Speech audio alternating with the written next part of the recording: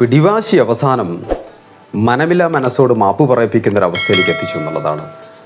അമ്മായിമ്മയും മരുമകളും തമ്മിലുള്ള വഴക്കാണ്. മരുമകൾക്കാണ് ഇത്തിരി പിടിവാശി കൂടുതലാണ്. അത് മനസ്സിലാക്കിക്കൊണ്ട് തന്നെയാണ് അമ്മായിമ്മ പറഞ്ഞ് മകന് വേണ്ടി ഞാൻ മാപ്പ് പറയാൻ തയ്യാറാണ്, എൻ്റെ ഭാഗത്ത് തെറ്റില്ല എന്നുള്ളത് അമ്മായിമ്മ ബോധ്യമുള്ളൊരു വ്യക്തിയാണ്. എന്നിട്ടും അവരുടെ കുടുംബം ഒന്നിച്ച് മുന്നോട്ട് പോകട്ടെ എന്ന് വിചാരിച്ചുകൊണ്ട് ആത്മാർത്ഥമായിട്ട് മാപ്പ് പറഞ്ഞ് പ്രശ്നം പരിഹരിക്കാൻ വേണ്ടി അമ്മായിമ്മ ഒരുമ്പെടുകയാണെന്നുള്ളത്. ഇവിടെ ഒരു കാര്യം നമ്മൾ തിരിച്ചറിയേണ്ട ഒരു കാര്യം എന്താണെന്ന് വെച്ച് കഴിഞ്ഞാൽ, ആരെങ്കിലും പ്രത്യേകിച്ച് കുടുംബ ബന്ധങ്ങളിലാണുള്ളത് വഷളാവുന്നത്.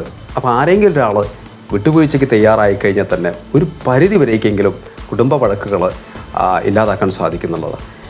പക്ഷേ പല കുടുംബങ്ങളും അത് സംഭവിക്കുന്നത് രണ്ടുപേരും വാശിയിൽ നിൽക്കുന്നു. പ്രത്യേകിച്ച് മരുമകളും അമ്മായിമ്മയും രണ്ടുപേരും വാശിയിൽ നിൽക്കുന്നു. പക്ഷേ ഇതിൽ നിന്ന് വ്യത്യസ്തമായിട്ടുള്ളൊരു കുടുംബമായിട്ടാണ് എനിക്കിത് മനസ്സിലാക്കാൻ സാധിച്ചത്.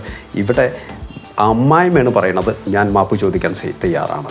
എൻ്റെ പ്രവൃത്തിയിൽ നിന്നോ അല്ലെങ്കിൽ എൻ്റെ വാക്കുകളിൽ നിന്ന് എന്തെങ്കിലും വന്നിട്ടുണ്ടെങ്കിൽ വേദനിപ്പിച്ചത് വന്നു എന്നാണ് മരുമകൾ ആവർത്തിച്ച് പറയുന്നത്. അവസാനം മരുമകളോട് മാപ്പ് ചോദിക്കാൻ, പ്രത്യേകിച്ച് മരുമകളാണെങ്കിൽ നിർബന്ധിക്കുകയാണ്, മാപ്പ് പറയണമെന്ന് നിർബന്ധിച്ച് അമ്മായിമ്മയെ കൊണ്ട് മാപ്പ് പറയിപ്പിക്കുന്നൊരവസ്ഥ എന്നുള്ളതാണ്. ഇത്തരത്തിലൊക്കെയൊക്കെ പോയി കഴിഞ്ഞാൽ, ഈ വാശിയുമായിട്ട് മുന്നോട്ട് പോയി കഴിഞ്ഞാൽ ഭാര്യയും ഭർത്താവും തമ്മിലുള്ള ആ ഒരു അകൽച്ച കൂടുക എന്നല്ലാതെ ഒരിക്കലും അത് കുറയാൻ പോകുന്നില്ല എന്നുള്ളത് മറ്റൊരു വശം.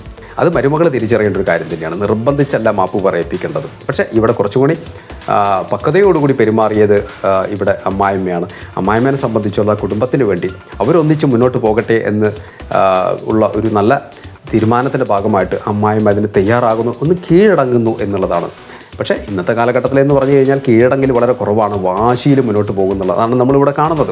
അപ്പോൾ ഇതൊരിക്കലും ഒരു കുടുംബ ബന്ധത്തിന് നല്ലതല്ല, തീർച്ചയായിട്ടും കുടുംബ ഭദ്രതയ്ക്കും നല്ലതല്ല എന്നുള്ളത് രണ്ടുപേരും തിരിച്ചറിയേണ്ട ഒരു കാര്യമാണ്.